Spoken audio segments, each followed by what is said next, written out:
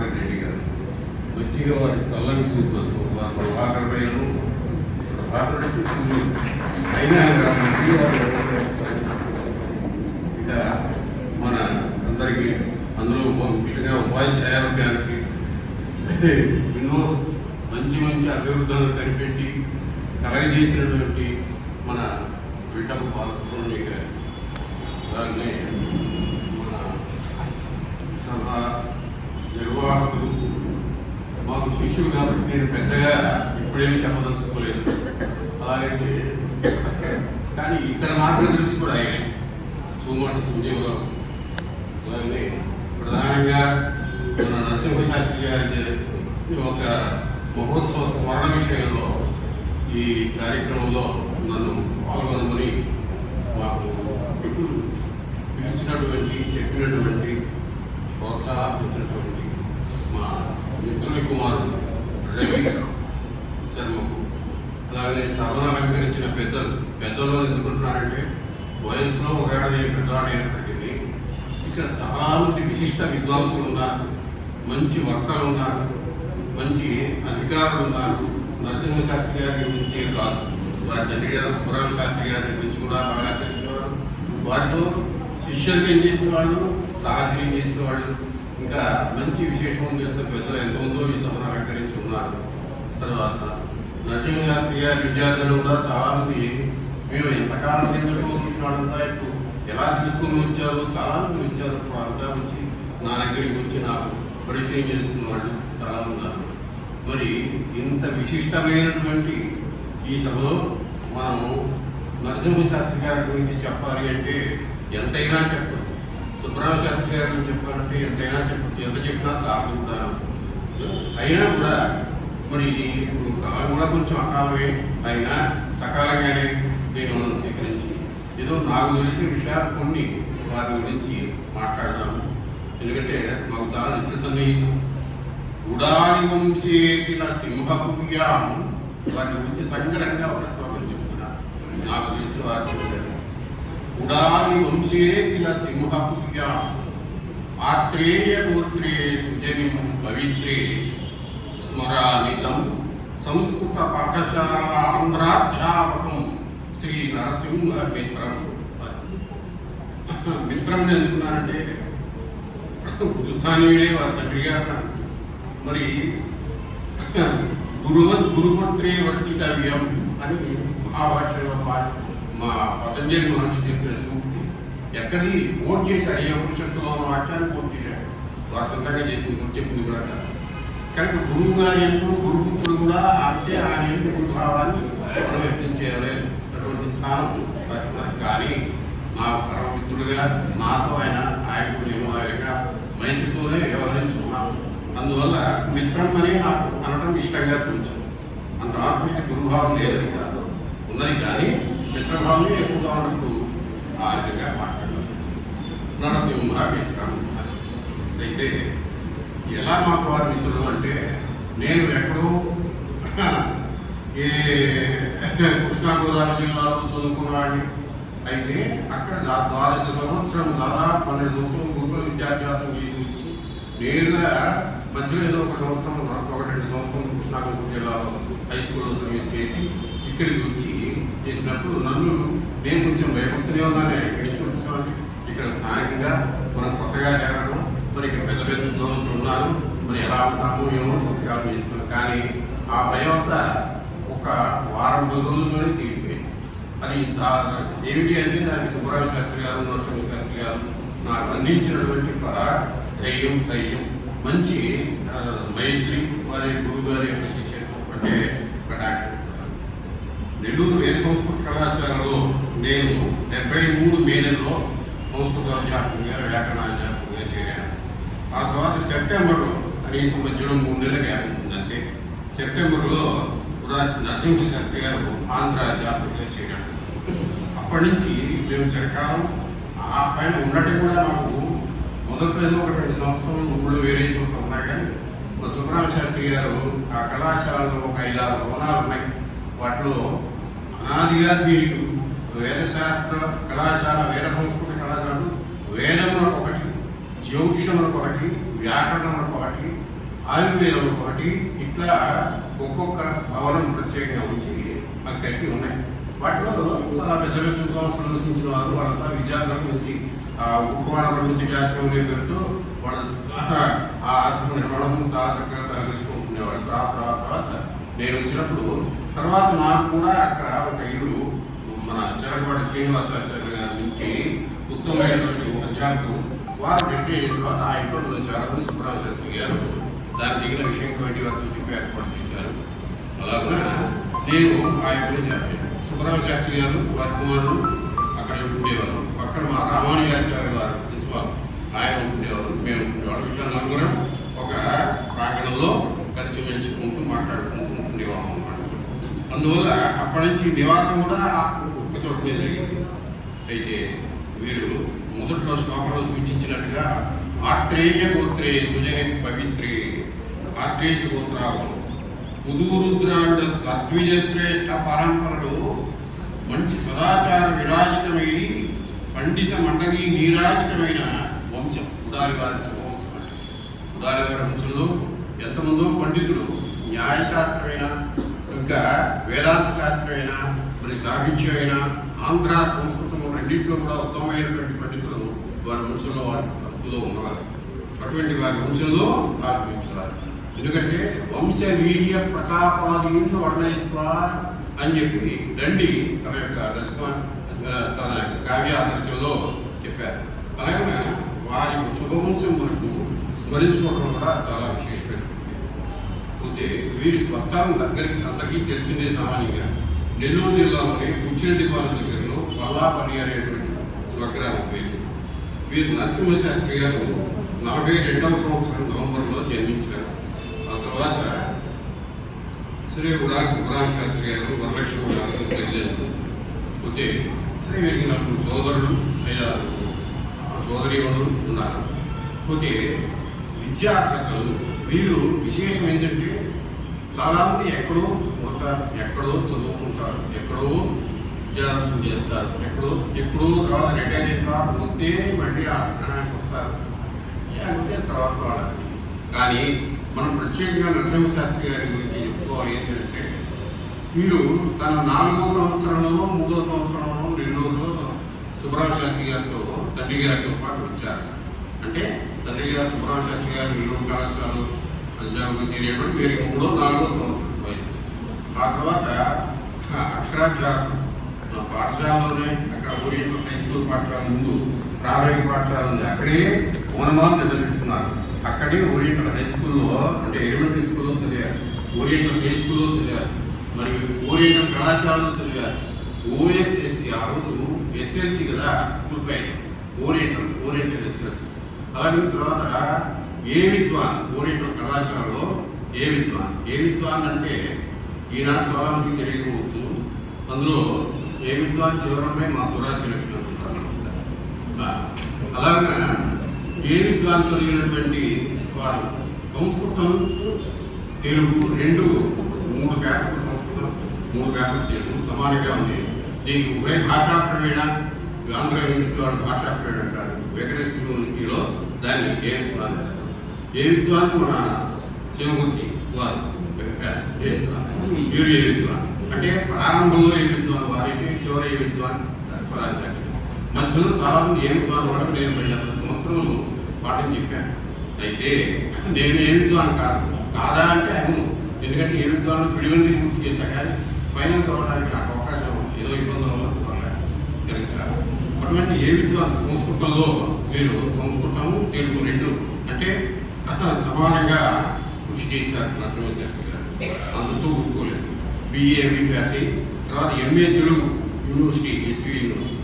అలాగనే తర్వాత PhD తెలుగులో డాక్టరేట్ ఇస్తున్నారు విశ్వవిద్యాలయం వెంకటేశ్వర యూనివర్సిటీ.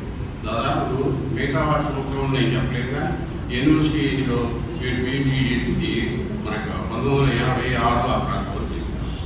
పోతే గ్రేడ్ 1 తెలుగు పండితుడిగా నెల్లూరు మున్సిపల్ హై స్కూల్లో దాదాపు 10 సంవత్సరాలు చేసింది. తర్వాత తెలుగు లెక్చరర్ గాను తెలుగు లీడర్ గాను మన వేసవ కళాశాలలో దాదాపు 27 సంవత్సరాలు చేసింది. 27 సంవత్సరాలు సర్వీస్ సంస్కృత కళాశాలలో ముత్యాలపై కాలేదు. అయినప్పటికీ సరే 2001-2002 దాకా సర్వీస్ చేసి రిటైర్ అయ్యారు. సరే వీరికి గణపతి మహాలక్ష్మి గారు ఉత్తమ గృహిణి, అలాగనే 3 కుమార్తెలు, అలాగనే పుత్రుడు మన రవికుమార్. ఇలాగ వీరికి మామూలుగా కుటుంబ విషయం అన్నమాట. పోతే వీరి తండ్రి గారి సుబ్బరామ శాస్త్రి గారి గురించి కొంచెం ముఖ్యంగా చెప్పుకోక తప్పదు. ఎందుకంటే వీరి గురించి నరసింహశాస్త్రి గారి గురించి చెప్పే ముందు తండ్రి గారి నుంచి కూడా చెప్పవచ్చు. శ్రీయుతుడు కూడా సుబ్బరామ శాస్త్రి గారు తర్క వేదాంత శాస్త్రంలో గొప్ప విద్వాంసుడు. తర్కశాస్త్రంలో సామాన్యంగా ఇక్కడ ముద్రాంతంలో చదివారు మంచి పాఠశాలలో. అక్కడి నుంచి సగంపరమైన తర్వాత తిరుపతి ఓరియంటల్ కళాశాలలో మరి న్యాయశాస్త్రం పూర్తి చేశారు. ఆ తర్వాత అక్కడే మన సుదర్శనాచార్య గారు వారు సహాధ్యాయులు ఉంటారు. అలాగే తర్కశాస్త్రంలోనే కొల్లూరు సోమశేఖర శాస్త్రి గారిని పెద్ద విద్వాంసం. ఆయన సామాన్యంగా ఆంధ్రదేశంలో ఆయన మించిన నైయాయికం లేదు అని చెప్పచ్చు. నాకు ఎలా తెలుసు అంటే నేను శాస్త్రవేత్తలు పరీక్షలు వచ్చేటప్పుడు సభలో శాస్త్రవేత్త పరీక్షలు ఇచ్చేటప్పుడు వారు న్యాయశాస్త్రానికి అధ్యాపకులుగా అదే పరీక్షకులుగా వస్తుండేవారు. అయితే వారి గురించి సభలో చెప్పేవారు. వారిని అక్కడ అధ్యక్షాలలో కూర్చోబెట్టి వారి గురించి మాట్లాడేవారు. వారి మయితి సోమశేఖరే భూవికస్తార్కికదం ఒక శ్లోకం వారి రాశారు. ఎందుకంటే ఆయన ఆ విధమైన సామర్థ్యం కలవారు, ఆ విధమైన వారకటమే కలవారు. విద్యార్థులకు అమృతమైన అంతఃకరణతో చక్కగా శాస్త్రం ప్రవచనం చేసి బోధన సందేహం నివృత్తి చేసి చక్కగా మళ్ళీ తనంతటి విద్యార్థులు తయారు చేసినటువంటి వారు ఉదాహరణ కూడా. అటువంటి సోమశేఖర శాస్త్రి గారు న్యాయంలో కుసుమాంజలి అనే ఒక గ్రంథానికి వ్యాఖ్యానం వారు తయారు చేస్తే దాన్ని ఎడిట్ చేయాలంటే చాలామంది ప్రయత్నం చేశారు కానీ సాధ్యం కావాలి. సుబ్బరామ శాస్త్రి గారు కుసుమాంజలికి మంచి వివరణలు మా దగ్గర విధంగా పండితుల దగ్గర తిరిగి ప్రశ్న చేసి దాన్ని ఎడిట్ చేయించారు. ఆ తర్వాత వీరు న్యాయశాల శిరోమణి బ్రహ్మశ్రేణి పోతే ఈ న్యాయశ్రోమణి మద్రాసు యూనివర్సిటీలో న్యాయశ్రోమణి చదివినట్టున్నారు. అందువల్ల న్యాయశ్రోమణి బ్రహ్మశ్రేణిలో వెళ్ళారు. తర్వాత విద్వాన్ ఎస్పీ యూనివర్సిటీ బ్రహ్మశ్రేణి, విద్వాన్ ఎంఏ బ్రహ్మశ్రేణి సాంస్క్రిట్ ఎస్పీ యూనివర్సిటీలో వీరు సుబ్బరామ శాస్త్రి గారు. వీరి రచనలు సామాన్యంగా నైషధం అనే మహాకావ్యానికి ఎవరు తొందరగా పాఠం చెప్పాలి అన్నా కష్టపడతారు, భయపడతారు. దాంట్లో అన్వయాలు చేసి పెడతారు. అటువంటి నైషధం విద్వాన్ ఔషధం అని లోకంలో ప్రసిద్ధి. మంచి విద్వాంసుడు తొందరపడి నైషధం పాఠం చెప్పాలి అని అంటే 100 ఏళ్ల దేనే అక్కడ పెట్టుకోవాల్సి వచ్చింది. అది అయఃపిండం, కాశీఖండం అయఃపిండం అని నైషధం విద్వాంసుడం అనేటువంటి పేరు. విద్వాంసులు పరీక్ష చేయాలి అంటే విద్యావతాం భాగవతే పరీక్ష అన్నది.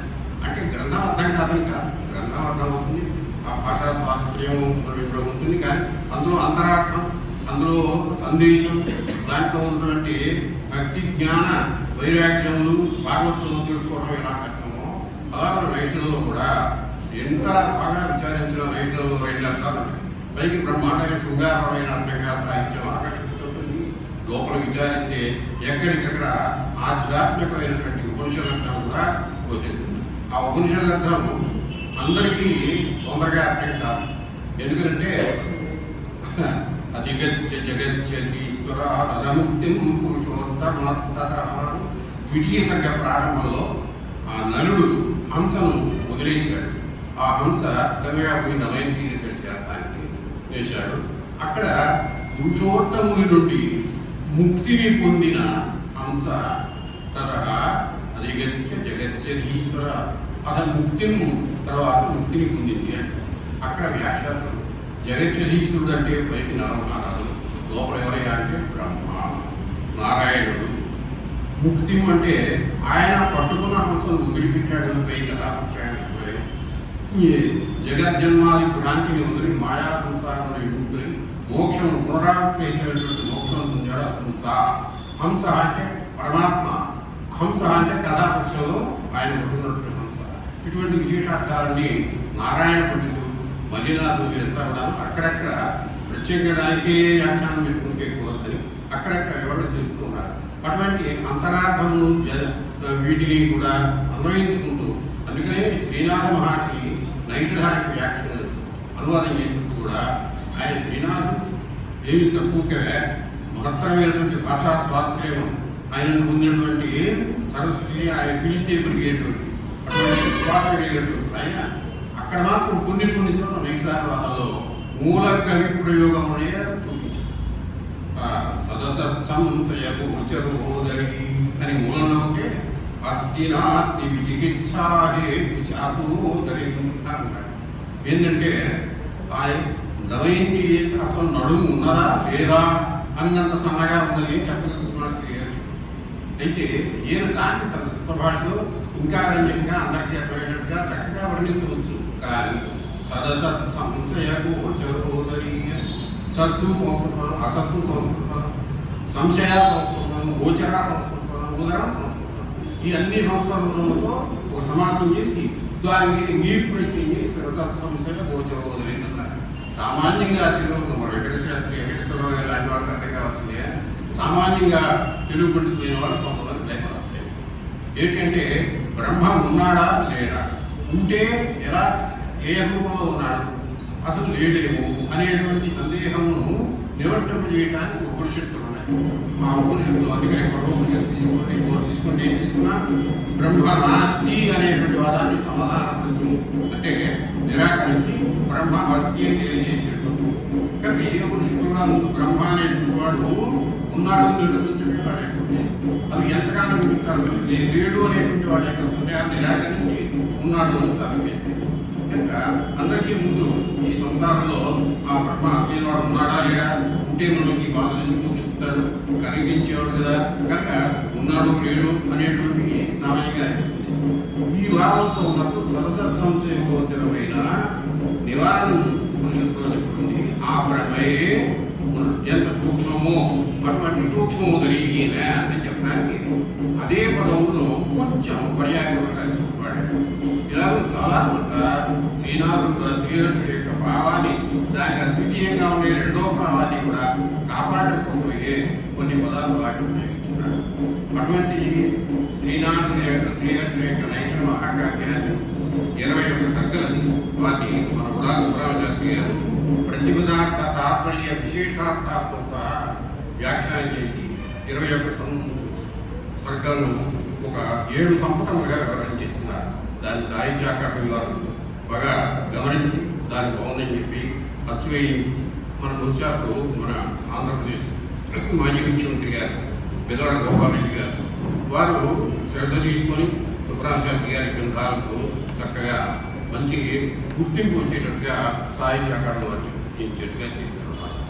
అంతేకాకుండా ఇక శబ్దరత్నావళి అని వ్యాకరణంలో ప్రవేశం కలిగేటువంటి విద్యార్థులకు, ప్రవేశం కోరుతున్న విద్యార్థులకు సిద్ధాంత కౌముది, సూత్రాలు, తాత్పర్యాలు, అర్థాలు, దళసార్థక్యాలు అన్నీ పెట్టుకుంటే 3 ఏళ్లకైనా 4 ఏళ్లకైనా భాషలో మనము తెలుసుకోలేము. అందుకని వ్యాకరణాన్ని సులభంగా తెలుసుకోవాలి అంటే శబ్దరత్నావళి అని ఒక గ్రంథం ఉండేది.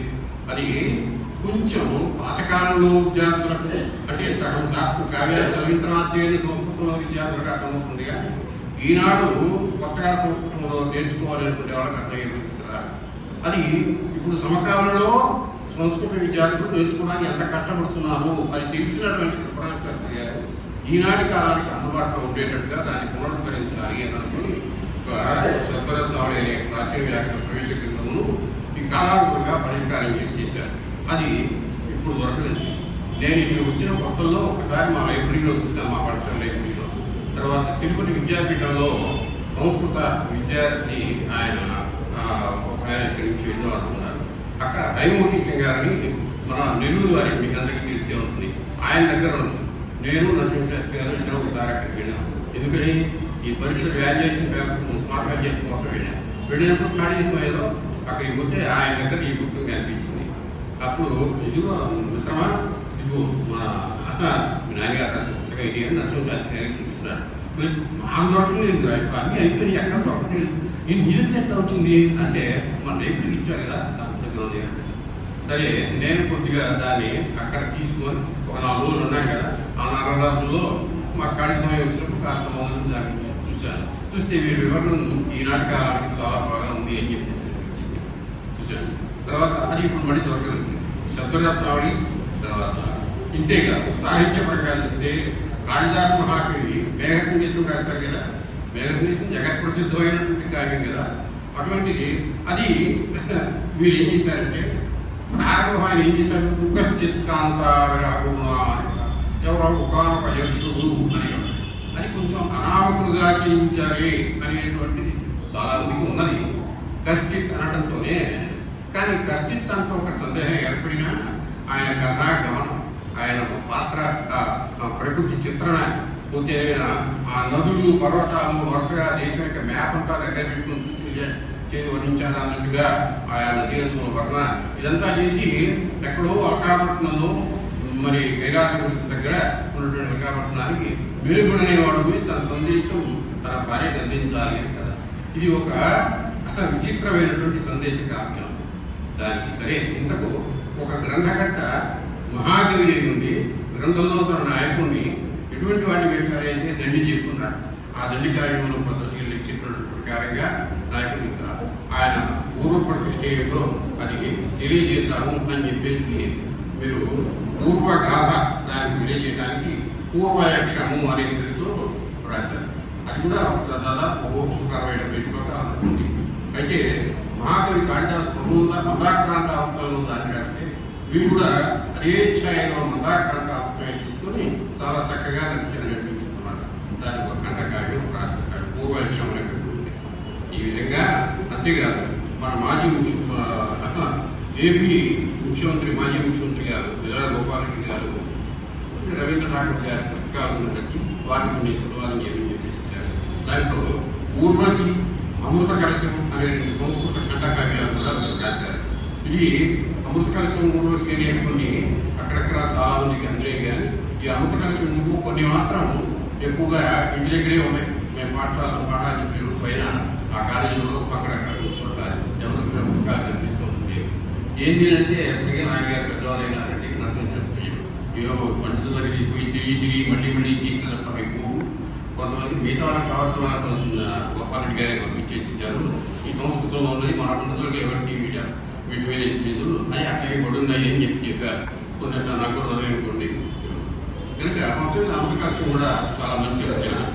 ఇప్పుడు ఈ విధంగా వారు సంస్కృత కావ్యములో మరి ప్రకరణ గ్రంథాల్లో శాస్త్ర గ్రంథాల్లో కూడా తాము ఒక అధ్యాపకులుగా ఉంటూ ఇంత చేయగలిగారు అంటే వారి యొక్క శాస్త్రంలో ఉండేటువంటి స్వాతంత్ర్యం ఉంటుంది.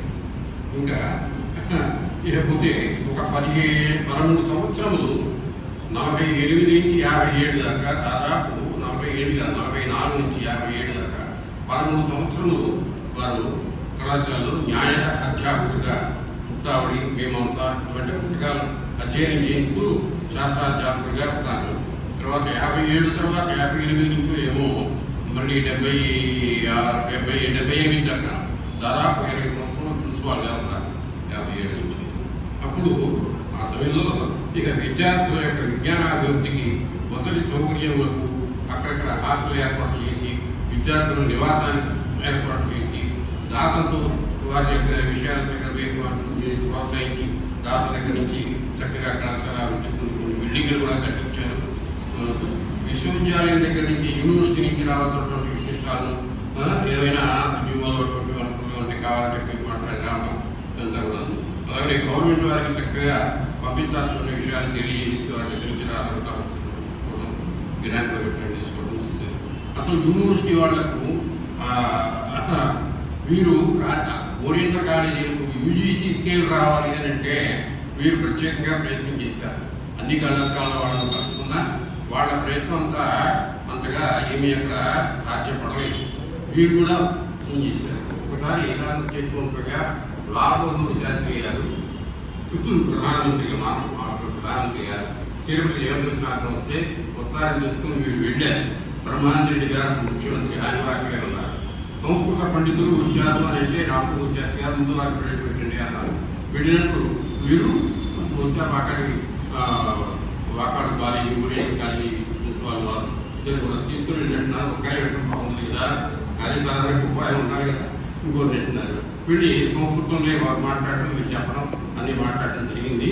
ఇట్లా ఓరియంటల్ కళాశాలకు చేయడం గ్రాంట్ యూనివర్సిటీస్ తీసుకోవాలనే విషయం వారికి పనిచేయడం, వారు వెంటనే బ్రహ్మానంద గారి గురించి ఏమంటే వీళ్ళకి ఇందులో కూర్చుంటారేంటి, మరి వారితో పాటు ఎందుకూడదు అని చెప్పేసి ఇవ్వాలి అని అంటాను చెప్పడం, వారు అలాగే ఎక్కువ చేయడం.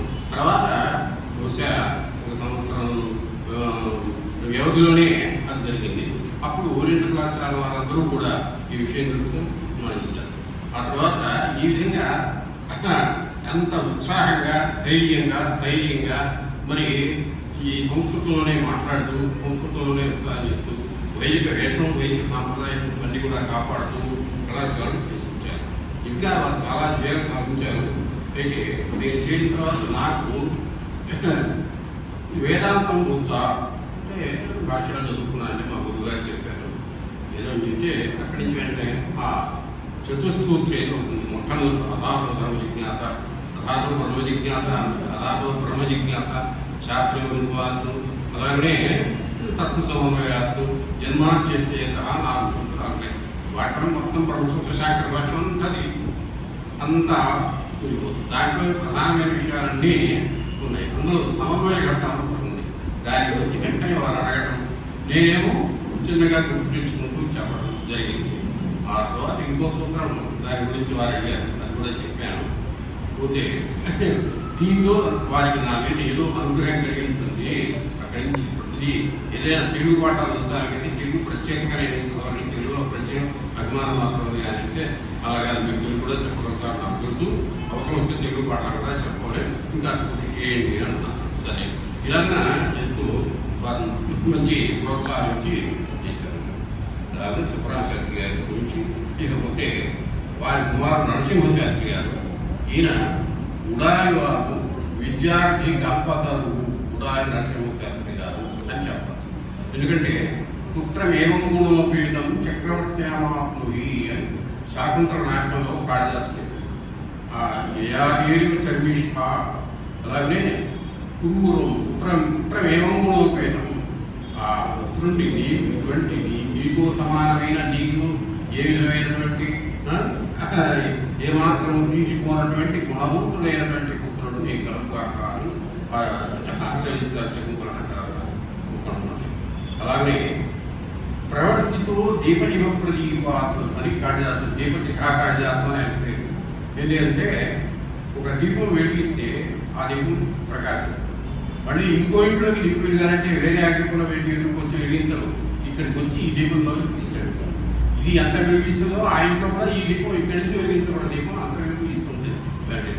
అలాగనే ఒక దీపం నుంచి వెలిగించబడిన దీపం మళ్ళీ తాను కూడా ఎంత కాంతిని అందిస్తుందో అలాగున దీపం వలె కుమారుడు రఘుమహారాజు నుంచి ఆయన కుమారుడు అయినటువంటి అజిమహారాజు వర్ణిస్తూ ఆ సందర్భంలో చెప్పాడు.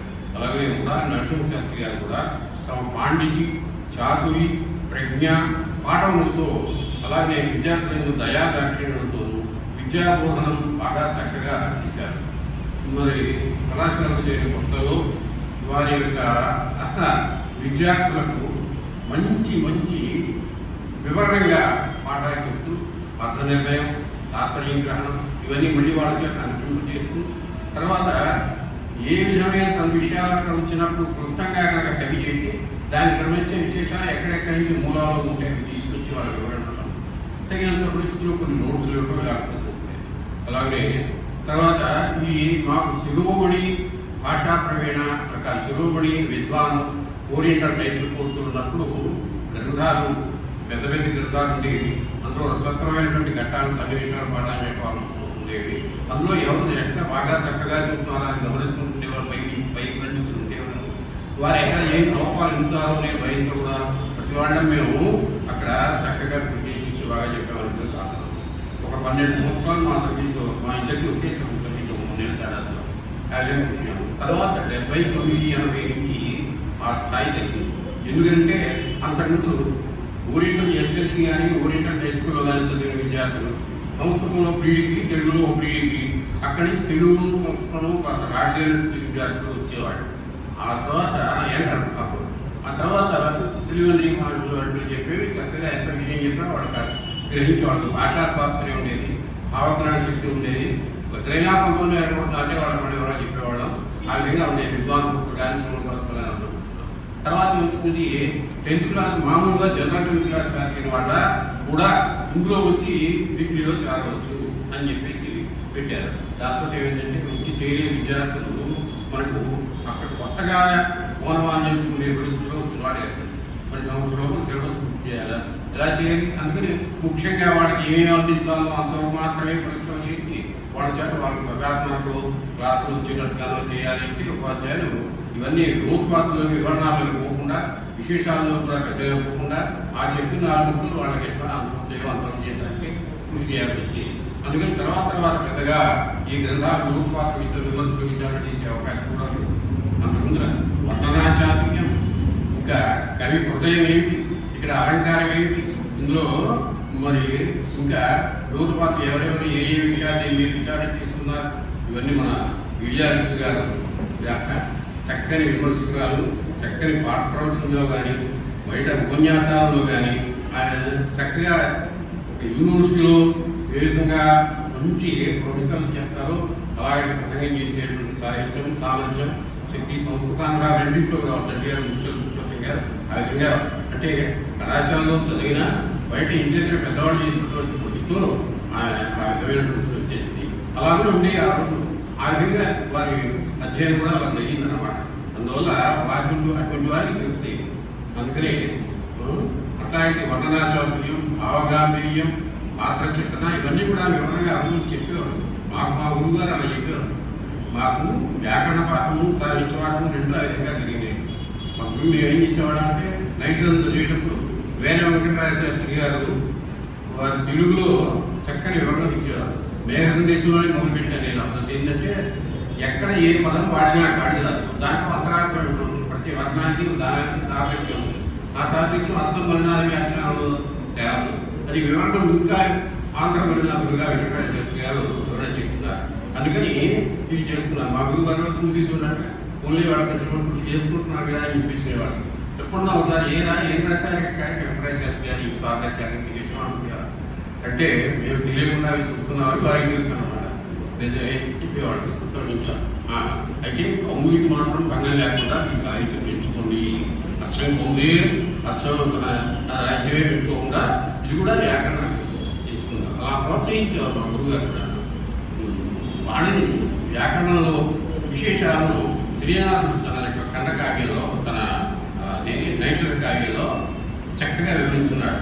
ప్రాతకాలం వాయసం పఠనాపక్షోక్త శాస్త్రములో తాతం స్థానులు చెప్పుడు ఏవి అను చందం గొప్ప కవు ఎనన్ చాతుర్యం బలరారం ఉత్తరం విస్పష్టముగా కోకిల పురాణం ఇచ్చే తుహి అని దురారామ ప్రదేశములను అని శ్రీహర్షుడు రాసిన సంస్కృత శ్లోకానికి తెలుగులో శ్రీనాథుడు రాసిన పద్యం.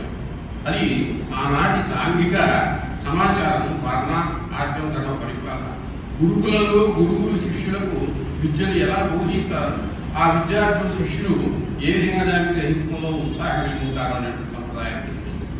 ఎందుకంటే తెల్లవారు కూర్చుని చేయగా కాకులు కూతురు వస్తాయి. కాకులు కూతురు వచ్చి మనం తెల్లవారు వేసుకొని కూర్చుంటాం, నిద్ర వెళ్ళుకుంటున్నాం. అదే సమయంలో కోకిలలు కుహు అని కూతురు కూర్చుంటుంటాయి. ఏమిటి ఈ రెండింటికి అర్థం? కవు అన్నట్టుగా కావు అనే దాన్ని తీసుకొని అనుకరించారు. కుహు అనే దాన్ని తుహి అన్నట్టుగా తీసుకొని అనుకరించారు. ఇంకా ఏం చేశారంటే ఆనాడు వ్యాకరణ విద్యార్థులు వ్యాకరణాన్ని కంఠస్థం చేయాలి అంటే కంఠస్థం చేయాలి, సూత్రాలు గురించి తెలుసుకోవాలి అని అంటే తెల్లవారుజామున గురువులు లేచి వారు దగ్గర కూర్చోబెట్టి చదివిస్తే అర్థం చేసుకుంటూ చేస్తూ ఉండేవారు. మా కూడా అలాగే తెలియదు, మా గురుగారు అలాగే చేస్తారు. ఇక్కడ వాణిని తాకం స్థానము స్థానం ఆశిష్యతరస్వాం అనే ఒక సూత్రం. సంస్కృతంలో భావతు భావ అనే 2 రూపాలు ఉన్నాయి. ఒక భూధాతు లోటు మధ్యలో కూర్చారు. నీవు గమ్ము త్వం భావ నీవు ఉండము భవతా ఉంటాయి. ఈ భవతాత్తు భవ రూపాలు ఎలా ఏర్పడ్డాయి అంటే తుహ్యోస్థాపంగా ఆశిష్యతరస్వామి సూత్రం వల్ల ఏర్పడింది. దాని అర్థం ఏంటి అంటే తు అనే ప్రత్యయం స్థానంలో హి అనే ప్రత్యయం స్థానంలో కూడా తాత్ అనేది ఆదేశంగా వస్తుంది.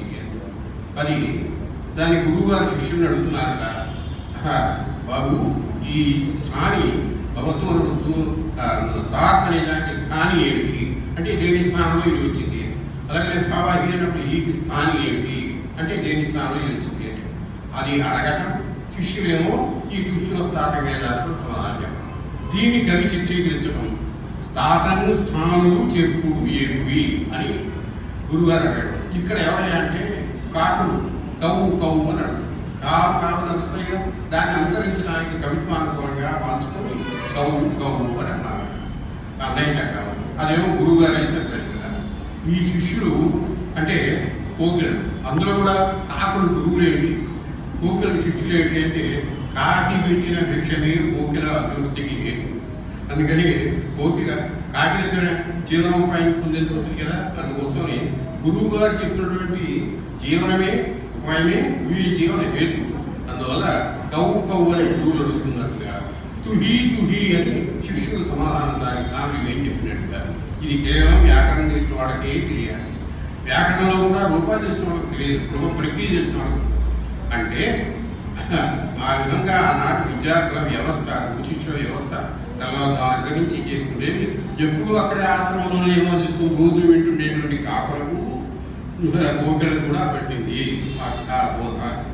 సరే అకాలంలో కాకుండా ఇంత విశ్లేషగా ఉంటే శ్రీ సుబ్రహ్మణ్య శాస్త్రి గారు 62 గావించిన తర్వాత మాకు 79 నుంచి 90 వరకు మాకు రామానుజాచార్య వారు సాహిత్యాచార్య, విద్యాప్రేరణ, భాషాప్రేరణ, వాచస్పతి కిడాంబి శ్రీనివాస రామానుజాచార్యులు గారు మా కళాశాలలో ప్రిన్సిపాల్గా 15 నిర్వహించారు. వారు అపారమైనటువంటి సాహిత్యము, వేదాంతము, విశేషమైనటువంటి ప్రజ్ఞ కలిగినటువంటి వారు. వారు కూడా కళాశాలలో మా ఇళ్ళలో ముందర ఇళ్ళలో మొదట్లో వాళ్ళు ఉండేవారు. వారు కూడా ఈ విద్యార్థుల్లో ఉపాధ్యాయుల్లో మంచి సన్నిహితత్వమే తప్ప నేను ప్రిన్సిపాల్ అనేటువంటి భావం వారికి ఉండదు. అందుకని సాయంత్రం పూట మేమంతా కూడా 4 అయిన తర్వాత 5 అయిన తర్వాత ఒక కూర్చొని చక్కగా ఈ లౌకిక శాస్త్రీయ విషయాలు, శాస్త్రీయ విషయాలు, సాహిత్య విషయాలు, వేదాంత విషయాలు మాట్లాడుకుంటున్నాం. అలా దగ్గరికి తయారు చేసి మాట్లాడటం రామానుజాచార్య గారు మాకు ఇచ్చేటువంటి సలహా మాట్లాడతారు. అయితే నరసింహశాస్త్రి గారు చెంగపల్లి మన సంస్కృత విశ్వాస చిదంబర శాస్త్రి గారు ఆంధ్ర పద్మపురాణాన్ని అంటే అసలు మూల సంస్కృతంలో పద్మపురాణం ఉంటే దాన్ని ఆయన ఆంధ్రంలో అనువాదం చేశారు. ఆ అనువాదం చాలా గొప్ప అనువాదం, చక్కని రచన. దాన్ని శతావధాని బ్రహ్మశ్రీ విశ్వాస చిదంబర శాస్త్రి గారు అంటే మనకి ఈ ఊళ్ళో వారి తమ్ముడు ఉండేవారు వారి విశ్వేశ్వర శాస్త్రి గారు. ఆయన సంస్కృతంలో, వ్యాకరణంలో, సాహిత్యంలో గొప్ప విద్వాంసం కూర్చొని విఆర్ వాకాడు కాలేజీలో పనిచేసి రిటైర్ అయ్యి విఆర్ కాలేజీలో కొన్నాడు చేశారు. అదే ముందు ఇక్కడ చేసి తర్వాత చేశారు. ఈ 2 చోట్ల వాళ్ళు చేశారు. వారు అక్కడక్కడ శాస్త్రసభల్లో ఉపన్యాసం వస్తుంటారు. నేను రాజమండ్రిలో విద్యార్థిగా పరీక్ష ఇవ్వడానికి పోయినా, వ్యాకరణం సేకరణ పరీక్ష ఇవ్వడానికి పోయినా, అప్పుడు నెల్లూరు నుంచి వచ్చారు సభకు వచ్చి వారు సంస్కృతంలో మాట్లాడడం చేయడం జరిగింది. అక్కడ వ్యాకరణ విద్యార్థుల పరీక్షలో నేను ఒకటి వచ్చుకున్నాను. అంటే రూపాయి ఏమి ఇచ్చావు వ్యాకరణంలో, ఇవాళ ఏ పరీక్ష రాశావు అంటే ఇట్లా నిర్దేశించడం. ఓహో అట్లాగా ఏది అక్కడ సూత్రం అప్రత్యాహార ఘట్టం అని ఒకటి, సేకరణ ప్రధాన ఘట్టం. అక్కడ బట్టి నిరీక్ష మతం ఒకటి, నాగేశ్వరి మతం ఒకటి. అది గురించి చెప్పు విందాం అన్నారు. అది ఎట్లాగూ అందరూ అడుగుతారు, చక్కగా దాన్ని వివరణ ఇవ్వాలి అని తయారై వచ్చినాన్ని చెప్పాను. వచ్చి నన్ను ప్రోత్సహించాను. ఆయన విశ్వేశ్వర గారు నేను ఇక్కడ ఉంటున్నాను నాకు లేదు. నేను ఇక్కడికి వచ్చి చేరిన తర్వాత రామిరెడ్డి గారు తెక్కూరు రామిరెడ్డి గారి సభలో జరిగింది ఆయన పేరులో. అక్కడికి వచ్చినప్పుడు సుబ్రహ్మణ్య శాస్త్రి గారు మేము వెళ్ళినప్పుడు అక్కడికి వచ్చాను. అప్పుడు మాట్లాడారు. అలాగంటే ఈ విశ్వేశ్వర శాస్త్రి గారు సాహిత్యంలో ఇక్కడ చాలా పుస్తకాలు రాసేవారు. ఆంధ్ర నక్షత్ర మాలిక అని వ్యాకరణంలో ఉన్న పరిభాషలన్నింటికి సాహిత్య ప్రకారంగా చెబుతుండేటువంటి ఒక రెండింటికి సమన్వయాత్మకంగా ఉండేటువంటి చాలా బాగుంది. అటువంటి విశ్వేశ్వర శాస్త్రి గారిని పెద్దన్న గారు చిదంబర శాస్త్రి గారు ఆయన సంస్కృతాంధ్రంలో రెండింటిలో చాలా గొప్ప చమత్కారమైనటువంటి ఆధ్యాత్మికమైనటువంటి విషయాలు తెలియజేస్తూ రాశారు. దాన్ని వీరు తీసుకొని వెంకటేశ్వర విద్యాలయంలో స్కూల్లో పిహెచ్డీ చేశారు.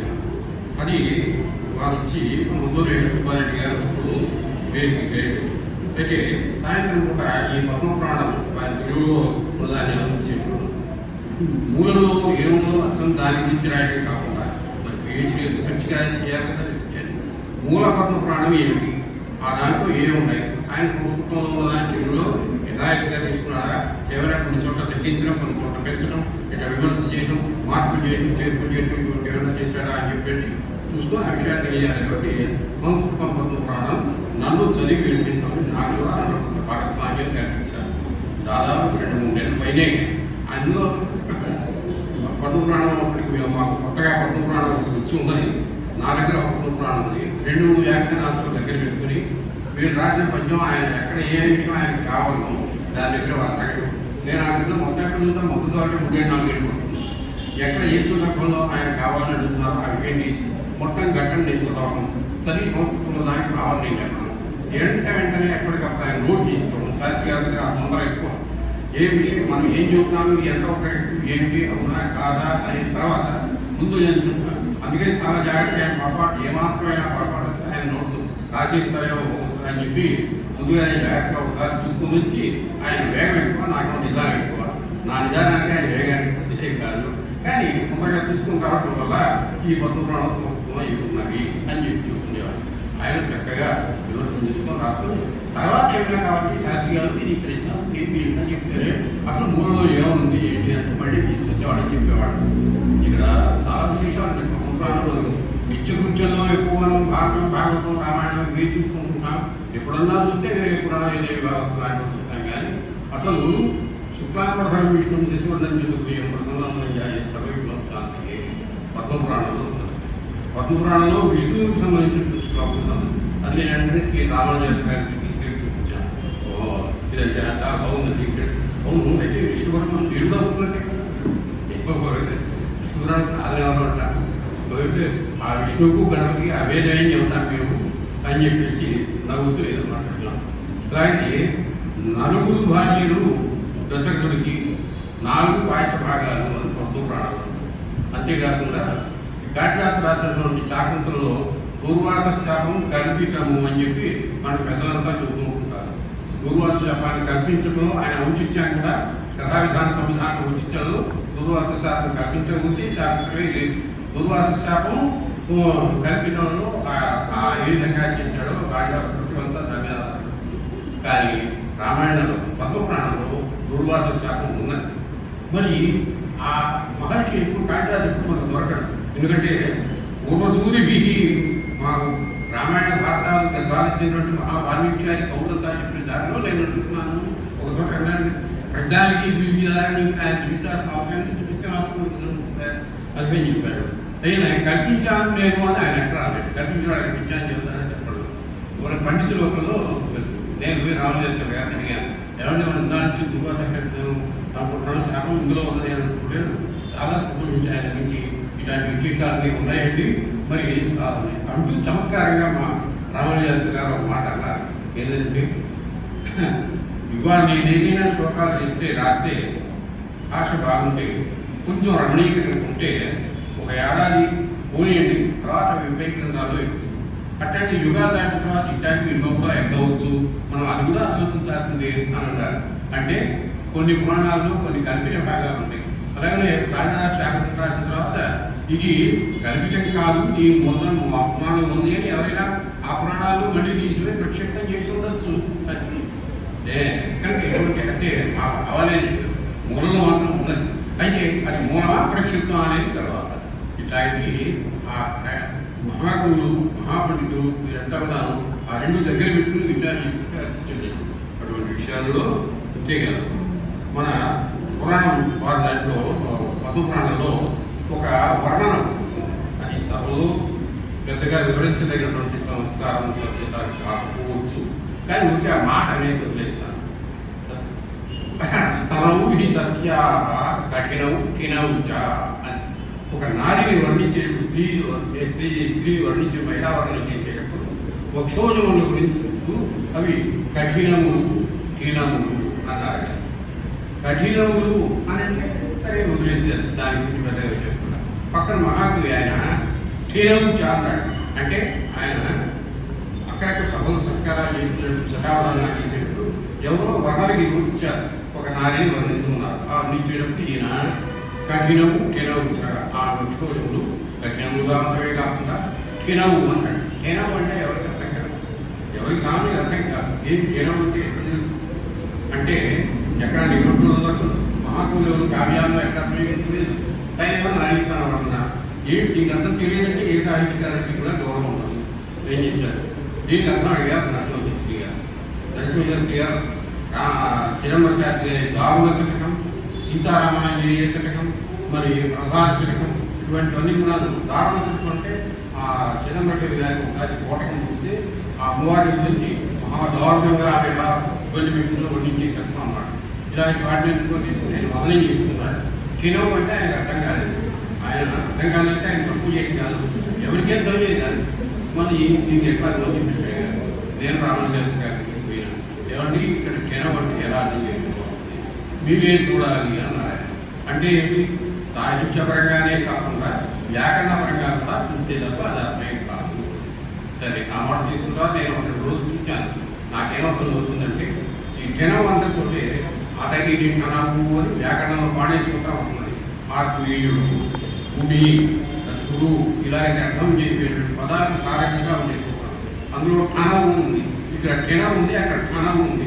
ఏమిటి రెండింటికి సంబంధం అని చెప్పి ఆలోచిస్తే నాకు గుర్తొచ్చింది. ఏమిటి అంటే ఠహ అస్య అస్తి, ఈ కెనము కెనా అంటే ఠ అనే అక్షరములు పోలి ఉన్నవి అని అర్థం. తెలుగులో ఠ అని నాకు తెలుగు వాడే కాదు, తెలుగు ఠా తీసుకున్నాడు అనుకున్నాం. సంస్కృతం ఠాకు తెలుగు ఠాకు తేడా లేదు. కాబట్టి తెలుగు ఠాలో కింద కొంచెం గీత లాగినట్టు ఉంటుంది, దానికి చుక్క ఉంటుంది. కానీ ఠీ అనేటువంటిది ఠ అనే అక్షరము పోలిక కలది అని అంటారు. అప్పుడు ఠ అనే తెలుగు అక్షరం లిపిలో ఏ విధమైన ఉంటుందో అటువంటి సాదృశ్యము కలది అని అంటారు. సరే అది గ్రహించగలుగుతారు. ఆ స్థౌల్యం, ఆ చూచుకం, ఆ వైశాల్యం, ఇటువంటివన్నీ దానివల్ల తెలియజేసినటువంటి ధర్మము అని నాకు తెలుసు. ఎందుకంటే ఠ అస్య అస్తి, ఠ అనే అక్షరంతో పోలికగా కలిగి ఉండేటువంటిది అని అంటాం. ఇది ఇలా చూస్తుందండి నాకు అని చెప్పి రామానుజాచార్య గారు ఆమోదించారు. చాలా బాగుందండి, ఇప్పుడే ఇది కుదురుతుంది అని చెప్పి ఠ అక్షరం. అయితే ఠ అస్య అస్తి అంటే ఠ అనే పదం దీనికి కలది అని అర్థం. అంటే ఒంటి మీద ఏమైనా సొమ్ములాగా ఉందా, వస్త్రంలాగా ఉందా, ఈ ఠాకు వీటికి సంబంధం ఏమిటి అని అంటే జ్యోతకం, వాచకం. వాచకం అంటే డైరెక్ట్గా అర్థం చెప్పేది, జ్యోతకం అంటే వ్యంజనకు చెప్పేది. అందుకని ఏ ఠా అక్షరం చూడడంతో అవి జ్యోతితం అవుతాయో వాటికి జ్యోతకంగా ఉన్న అక్షరము అని చెప్పి నాకు చెప్పాను. అది చాలా ఆమోదం చేసి దీని అర్థం ఇలాగే చెప్పుకుంటే బాగుంది చేశాను. అప్పటి నుంచి రామానుజాచార్య గారు చెప్పినప్పటి నుంచి నరసింహశాస్త్రి గారు చాలా సంతోషించి ఈ పాయింట్లన్నీ అందరూ ఎక్కించారు. తర్వాత మాకు చూపించారు, వారి రాష్ట్రం సభ్యం చేసేది. అలాగే ఏదైనా విశేషాలను ఇంకా చాలా ఊళ్ళో స్వయంపాక వెంకటరమణ గారు ఉండేవారు. గొప్ప విద్వాంసులు సంస్కృత సాహిత్యంలో ఆంగ్లంలో కూడా ఆంగ్లంలో శ్రీరాములుగా వారి దగ్గరికి పోయి మీరు చక్కగా కొన్ని విషయాలు తెలుసుకుంటున్నారు. ఇలాగ ఈ రకంగా చెప్పుకుంటూ కొద్దీ ఇక అకాలం అయ్యేది. అందరూ ద్వారా వ్యాసపీఠమైన దాన్ని కూడా చక్కగా చూసి సాధించారు. అలాగే అట్లాంటి నరసింహశాస్త్రి గారు మరి ఆకాశవాణి విజయవాడ కేంద్రంలో సూక్తి సుధా, సూక్తి ముఖ్యమైన కార్యక్రమంలో చాలాసార్లు మాకేమో స్వీయ కవిత అని చెప్పి ఆకాశవాణిలో పిలుస్తుండేవారు. ఒకటి చారిత్ర విధానం వాటి సూక్తి సుధా, సూక్తి వింటామని ఆ కార్యక్రమంలో మనం చెప్పేవారు. సుభాష్ చెప్పేవారు. అలాగే నెల్లూరు పురమందిరంలో మరి అగస్త్య వెంకటరెడ్డి గారు, పెదవాడ గోపాలరెడ్డి గారి ఆధ్వర్యంలో, వి రమారెడ్డి గారి ఆధ్వర్యంలో, ఇంకా పెద్ద పెద్ద ఇక్కడ అధ్యక్షున కవిత్వ జయంతి మొదలైనటువంటి కార్యక్రమాలు కూడా అనేక సమయంలో ఆధ్యాత్మిక ఉపన్యాసము, సాహిత్య ఉపన్యాసము నరసింహశాస్త్రి గారు చేశారు. అలాగనే కుదూరు ద్రావిడ వంశంలో గొప్ప విద్వాంసులు ఇందాక మనం అనుకున్నాం కదా, వేద వెంకటరాయ శాస్త్రి గారు, అలాగనే వావిడ వెంకటేశ్వర శాస్త్రి గారు, వావిడ రామస్వామి శాస్త్రి గారు, వీరంతా కూడా కుదూరు వారి గొప్ప మంచి విద్వాంసులు. వాళ్ళ యొక్క జ్ఞాన శక్తి సామర్థ్యములను నిరూపిస్తూ మంచి విశేషమైనటువంటి చేస్తూ వ్యాసాలు రాశారు. అలాగనే తండ్రి గారి జయంతి ఇందాక మన సంజీవరావు గారు చెప్పినట్టు మే 3వ తేదీ వాల్మీకి జయంతి అనే పేరుతో ఉడాలి సుబ్రహ్మణ్య శాస్త్రి గారు 83లో గతించారు. ఆ తర్వాత మీరు వారి తండ్రి గారి వారి తమ్ముళ్ళు వారి బంధువులు అందరూ సోదరులంతా అక్కడ కలిసి ఒక దీర్ఘ ప్రణాళికగా ప్రతి సంవత్సరం ఈ టౌన్ హాల్లో జరిగేటట్టుగా ఒక కార్యక్రమం ఏర్పాటు చేశారు. నాకు తెలిసి దాదాపు 35-40 తెలిసి కార్యక్రమం జరిగినాయి, ఇంకా పైన జరుగుతుండొచ్చు. అలాగా ప్రతి వాల్మీకి జయంతితో ఒక వాల్మీకి గురించే మాట్లాడచ్చు, రామాయణంలో ఏ పక్షం మాట్లాడచ్చు, లేదా కొంచెం దాని గురించి వేరే విషయం తీసుకున్నా కూడా మాట్లాడచ్చు. అట్లాగే ఎక్కువ మంది ఇక్కడ మాట్లాడిన వారు ఉండవచ్చు. నాకు కూడా ఇక్కడ చాలా ఆ ప్రసంగం అవకాశం ఇచ్చారు. ఇలాగా ఇవి శాస్త్రి గారు డాక్టరేట్ స్వీకరించినప్పుడు కూడా విక్రమలో జమీన్ రైతు ఇంకా ఇంకో మళ్ళీ పత్రిక ఏదో ఉండేది బహుశా అది లాయర్. ఈ పత్రికల్లో కూడా చాలా విషయాలు రాశారు, చారిత్రకంగా ఆధ్యాత్మికంగా అట్లా. అలాగే ఏనాడు ఆయన ధైర్యంతో అందరితో చక్కగా సంతోషంగా మాట్లాడేవారే తప్ప ఎక్కడా కూడా దైన్యం అనేటువంటి మాట. అలాగే చెప్తారు కదా, అనాయాసైన మరణం వినా దైన్యైన జీవనం అన్నట్టుగా రెండు ఆయన సిద్ధించినాయి చెప్పారు. శుక్ల ఏకాదశి నాడు ఇంకొక ఏకాదశి నాడు ఆయన ఉపాసించేటువంటి నరసింహస్వామి దేవతను చూసుకోవాలని పోవడం, ఈ ఆయన పోవటం అక్కడ స్వామి దర్శనం చేసుకోవడం, మరి మళ్ళీ తిరిగి రాకుండా అక్కడే విముక్తిని పొందడం, అది ఏకాదశి. పద్మపురాణంలో 24 ఏకాదశుల గురించి మహిమ చక్కగా వివరించి ఆయన రాశారు. దాన్ని కూడా నందనం జయకుమార్ గారు ప్రమాదం ఉండేవారు. ఆయన మళ్ళీ మీరు చెప్పిన విశేషాలన్నీ ఒక చిన్న పుస్తకంగా తయారు చేసుకుని ఆయన దాని ఉపన్యాసం చేస్తూ నన్ను కూడా ఒకసారి పిలిచారు. ఇవేంటి నరసింహశాస్త్రి గారు చెప్పినవి ఈ ఏకాదశులన్నీ ఏం చెప్పేసి. అలాగే చాలా చోట్ల విద్యార్థులకు ఎవరికి కళాశాల నిర్వహించేటప్పుడు కానీ పాఠాలు చెప్పేటప్పుడు కానీ వాళ్ళకున్న కష్ట సుఖాలు ఏంటో వాళ్ళకున్న విషయాలు అని చెప్పేసి ఏదన్నా వాళ్ళలో వాళ్ళకు ఒకవేళ అనేక నుంచి వచ్చి ఇబ్బందులు వస్తే మళ్ళీ సవరించి వాళ్ళను స్నేహంగా ఉండేటట్టుగా చేసి మరి చక్కగా వాళ్ళకు అందరు విద్యార్థులు నరసింహశాస్త్రి గారు అంటే నర సింహ రెండింటికి అర్థమించారు. వాళ్ళ కష్ట సుఖాలు బాబులు మంచి అన్ని ఏర్పాటు చేసి వాళ్ళకి తెలిసిన విషయాలు చెబుతూనేమో నరత్వం. ఏదైనా ఎవరైనా తప్పు చేశారంటే వాళ్ళ నుంచి చేసి తీసుకునేట్టు సింహాత్మ. కనుక విద్యార్థుల విషయంలో నరత్వం సింహత్వం రెండు చూపించే మాకు గడిస్తాడు. అదృశ్యశ్చ అభిగమ్యశ్చ యారో రత్నగిరి వారిని రేపు నుంచి ఆయన దగ్గరికి పోవాలని సాధించి ఆశ్రయించే వాళ్ళు కొంతమంది అయితే ఒళ్ళు ఆయన దగ్గరికి ఎట్లాగా వైపు వాళ్ళు కొంతమంది రెండు గుణాలు ఆయన ఉన్నట్టుగా నరసింహశాస్త్రి గారి విద్యార్థులు గుడిగూడుతూ గుర్తుకుంటున్నవాళ్ళు చూపిస్తారు. ఆ విధంగా మన కుటుంబ సభ్యులు వాళ్ళ కుటుంబ సభ్యులు కానీ బంధువర్గం కానీ మిత్రవర్గం కానీ విద్వల్లోకం కానీ అందరూ కూడా ఆయనకు చక్కగా వాళ్ళ స్నేహితులతో మళ్ళీ నిలుచుంటూ చక్కగా హావభావాలతో ధైర్యంగా ఉల్లాసంగా ఉత్సాహంగా మాట్లాడేవారు. ఆ విధంగా మనకు దాదాపు 48 సంవత్సరాలు దాదాపు 50 సంవత్సరాలు మనకు మైత్రిగా ఒక చోట కలిసి వేసుకున్నాం. తర్వాత భగవంతుడు మనకు వారిని మన మధ్యలో ఉండేటువంటి మన నరసింహశాస్త్రి గారిని దూరం చేశారు అంటే అది మనకే లోపం, కానీ ఆయన కృతజ్ఞతే. ఎందుకంటే ఎప్పుడు విష్ణు సహస్రనామ స్తోత్రం పారాయణ చేస్తూ ఉండేవారు. రామాయణంలో సుందరకాండ ప్రవచనం చేసుకుంటారు. రామాయణం పారాయణ ఎన్నిసార్లు చేశాడు ఆయన. ఆ విధంగా ఒక కాకపోతే ఎప్పుడు పారాయణ చేస్తాడు, ఎప్పుడు జపం చేస్తాడు, ఎప్పుడు సంయోగం చేస్తాడు, ఎప్పుడు వ్యవహారం చూసుకుంటాడు, వదాత్మను చూసుకుంటారు, ఎప్పుడు 10 గంటల కన్నా కాళేశ్వరం లోపల ఉంటాడు. 9:30 లోపల సాయంత్రం 4 గంటల అక్కడే ఉంటారు. ఏనాడు కానీ లేటుగా రావడం పాఠం చేయడం కానీ పాఠాలు కానీ లేదు. చక్కగా పాఠం చెప్పారు. విద్యార్థులు పెద్దవాళ్ళు అందరూ కూడా సాగుతుంటారు. ఏవో విమర్శలు ఉంటుంటాయి, ఉన్నా కూడా వాళ్ళకి సాధించగలుగుతారు. అందుకని అటువంటి అందరిలో తలమాలుగా ఉండేటువంటి మన నరసింహశాస్త్రి గారి నుంచి మన సుబ్రహ్మశాస్త్రి గారి గురించి వారితో మనం ఎంత ఇదిగా ఉంటున్నాడమో వారు వైరు మనకు అంటే మనం వారి గురించి స్మరించుకొని వారిలో ఉన్నటువంటి ప్రోత్సాహకమైనటువంటి విషయాలు ఏమైనా ఉంటే మనం తెలుసుకోవడం మంచి. అటువంటి వారి కుమారుడు రవికుమార్ నరసింహ రవికుమార్ విశేషం ఏంటంటే ఉడాలి వారి వంశంలో పెద్దవాళ్ళ దగ్గర నుంచి చిన్నవాళ్ళ దాకా అందరికీ నరసింహానికి వారి సోదరులలో వీళ్ళ ఊళ్ళో ఉడాలి వారి కుటుంబాలు కూడా నరసింహ ఏంటంటే నరసింహస్వామి ఉపాసుకున్న వాళ్ళు హృదయంగా నరసింహ పేరు పెడుతూ ఉంటారు. రవికుమార్ అమెరికా వెళ్ళాడు. నాకు అనిపిస్తుంది అమెరికా అంటే అసలు మందే, ఇండియాయే అమెరికా. అమెరికా ఇండియా కాదు, అమెరికా అమెరికానే. అయితే ఏంటి మనం ఎట్లా అమెరికాలో ఉన్నామండి అంటే నా అమెరికా ఎస్యా. అమెరికా లేని వాళ్ళందరూ బయటకు పోతున్నారు, అమెరికా పోతున్నారు. ఇదే మెరుగలు ఇక్కడ లేవు, ఎక్కడున్నారా ఇక్కడ తయారైన మెరుగలు అంటే అమెరికా అనే పేరులు దాంట్లో ఉన్నారు. అది కేవలం సౌఖ్యం అన్నారు. యౌగికార్థంగా చూస్తే మెరుగలు ఇక్కడ ఉండాల్సిన వాళ్ళంతా ఇక్కడ లేకుండా ఎక్కువ వెళ్ళారు కాబట్టి నా అమెరికా అని మనం కూడా అమెరికాలో ఉన్నాము అని చూపించుకోవాలి. కనుక అమెరికాలో ఉంటున్నా తల్లి గారిని సోదరులు అందరూ చూసుకోవడానికి ఎట్లాగో సంవత్సరం రావాలి. అందులో తిరిగి కూడా కలిసి వచ్చింది నేను వారిని ఆ కుమారుడు తండ్రి గారిని అర్చించి ఇవాళ తండ్రి గారి జయంతి వర్ధంతో వద్దనుకున్నాను.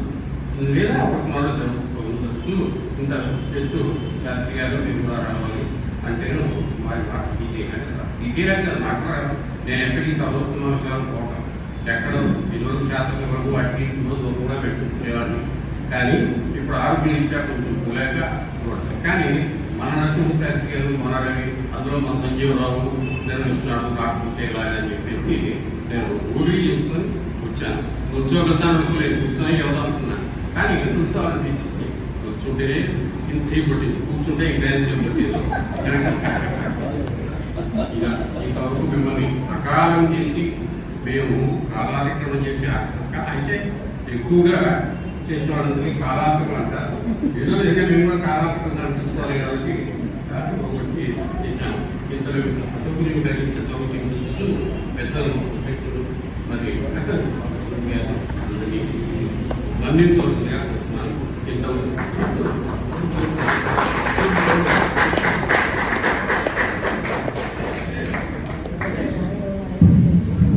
స్థూలంగా చెప్పారు. రెండవది కూడా సుబ్రహ్మ శాస్త్రి గారు కూడా నరసింహ శాస్త్రి గారు ఇద్దరు కూడా నాణ్యానికి బొమ్మ పురుషులు వేసుకున్న కళాశాల పూర్వార్థం వేసుకున్న కళాశాల కూడా సుబ్రహ్మ శాస్త్రి వలన నిలబడితే ఉత్తరార్థం వచ్చేసి నరసింహ శాస్త్రి వలన సరే ఇవాళ వచ్చేసేసి కారణాలు వేరు కళాశాల ఉన్నదా లేదా లేకుంటే ఎందుకు ఉంటే ఇవన్నీ మనకి అనవసరం. మనం వాటి మీద మనం నరసింహ శాస్త్రి విషయాలు ఆయన యొక్క కాంట్రిబ్యూషన్ వల్ల పూర్వార్థం కూడా సుబ్రహ్మ శాస్త్రి గారు, ఉత్తరార్థం కూడా నరసింహ శాస్త్రి గారు అనే విషయం మనం స్పష్టంగా చెప్పగలం. డాక్టర్ పూర్ణ శాస్త్రి గారిని కూడా కుటుంబం తరఫున అందరి తరఫున ముఖ్య అతిథులు కూడా నరసింహ శాస్త్రి గారి సంక్షేమ గురించి దీని యొక్క విలువ సమాజంలో ఏ విధంగా ఉంటుంది ఎలా ఉపయోగించుకోవాలనే దాన్ని సందేశం తెలియజేస్తారు.